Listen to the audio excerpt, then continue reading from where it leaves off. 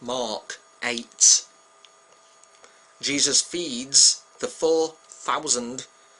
In those days, when again a great crowd that had gathered, and they had nothing to eat, he called his disciples to him, and they said to them, I have compassion on the crowd, because they have been with me now 3 days and have nothing to eat. And if I send them away hungry to their homes, they will faint on the way.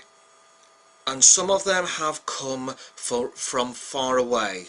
And his disciples answered him, How can one feed these people with bread here in this desolate place?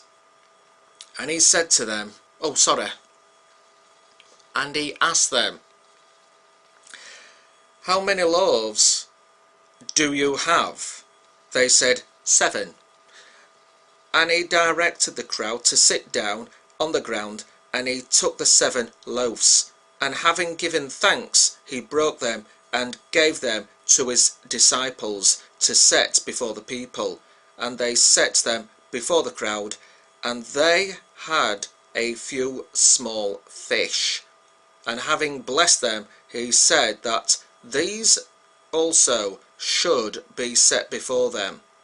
And they ate and were satisfied, and they took up the bread, the broken pieces left over, 7 baskets full, and there were about 4,000 people.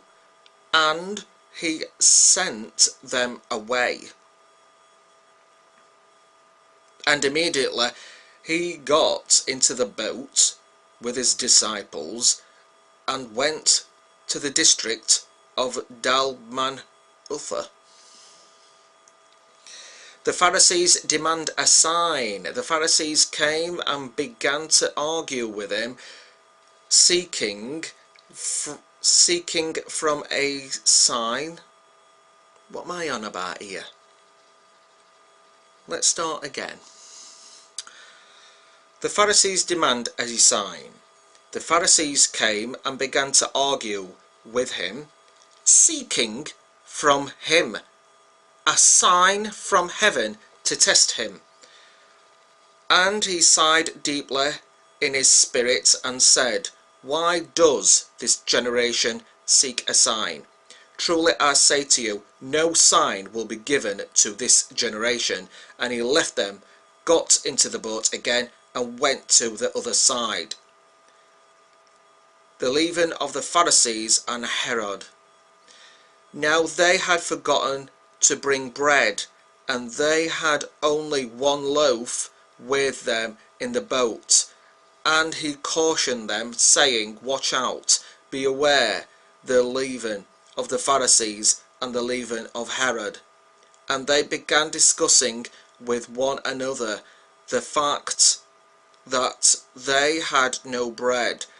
And Jesus, aware of this, said to them, Why are you discussing the fact that you have no bread?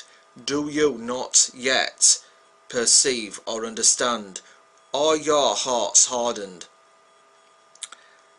Having eyes, do you not see? And having ears, do you not hear? And do you not remember when I broke the 5 loaves for the 5,000? How many baskets full of broken pieces did you take up? They said to him, 12. And the 7 for the 4,000. How many baskets full of broken pieces did you take up? And they said to him, 7. And he said to them, Do you not yet understand? Jesus heals a blind man at Bethsaida. And they came to Bethsaida, and some people brought to him a blind man and begged him to touch him. And he took the blind man by the hand and led him out of the village. And when he had spit on his eyes and laid his hands on him, he asked him, do you see anything? And he looked up and said, I see people, but they look like trees walking. Then Jesus laid his hands on his eyes again, and he opened his eyes. His sight was restored, and he saw everything clearly. And he sent him to his home, saying, do not even enter the village.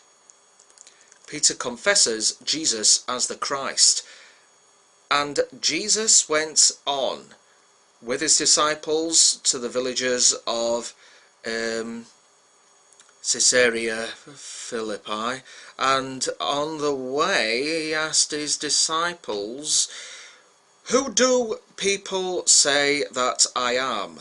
And they told him, John the Baptist, and others say Elijah, and others one of the prophets. And he asked them, but who do you say I am? Peter answered, you are the Christ, and he strictly charged them to tell no one about it. Jesus foretells his death and resurrection. And he began to teach them that the Son of Man must suffer many things and be rejected by the elders and the chief priests and the scribes, and be killed, and after 3 days rise again. And he said this plainly. And Peter took him aside and began to rebuke him. But turning and seeing his disciples, he rebuked Peter and said, get behind me, Satan, for you are not setting your mind on the things of God, but on the things of man. And calling the crowd to him with his disciples, he said to them, if anyone would come after me, let him deny himself and take up his cross and follow me. For whoever would save his life will lose it, but whoever loses his life for my sake and the gospel's will save it.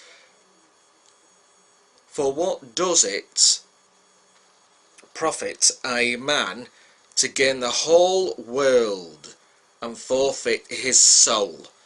For what can a man give in return for his soul? For whoever is ashamed of me and of my words in this adulterous and sinful generation, of him will the Son of Man also be ashamed when he comes in the glory of his Father with the holy angels. It will continue.